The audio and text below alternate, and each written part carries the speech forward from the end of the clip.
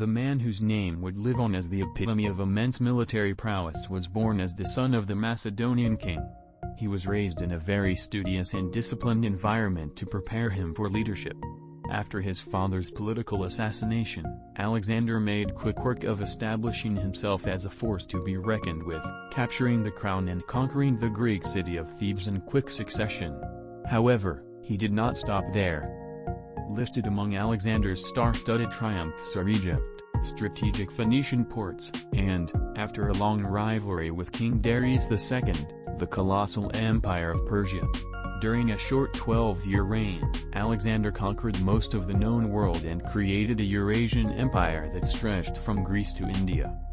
Prince, king, general, and legend. There's a great deal to unpack in Alexander the Great's name. To better understand his layered life, read on to learn 10 important facts.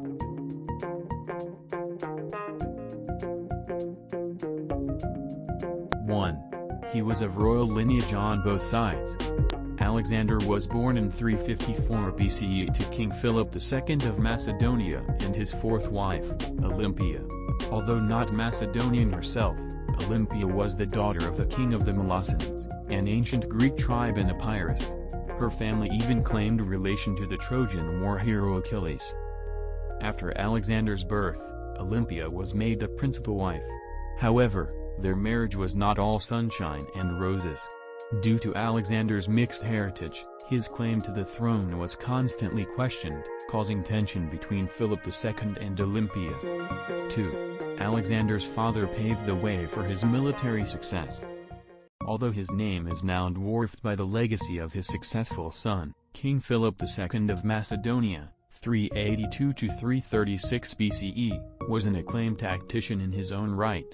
Under his reign, Macedonia grew from a small periphery kingdom to a military powerhouse, dominating its neighbor Greece in the span of 25 years. To do this, Philip II utilized diplomacy, marriage alliances, as well as a reformed army.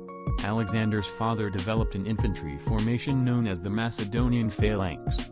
In this strategy, a block of infantry is packed tightly together, with each soldier carrying a 20-foot-long pike called a sarissa. This was typically used to hold off forces while cavalry went on the offensive.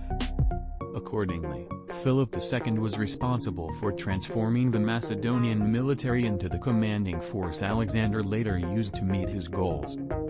3. He was tutored by Aristotle.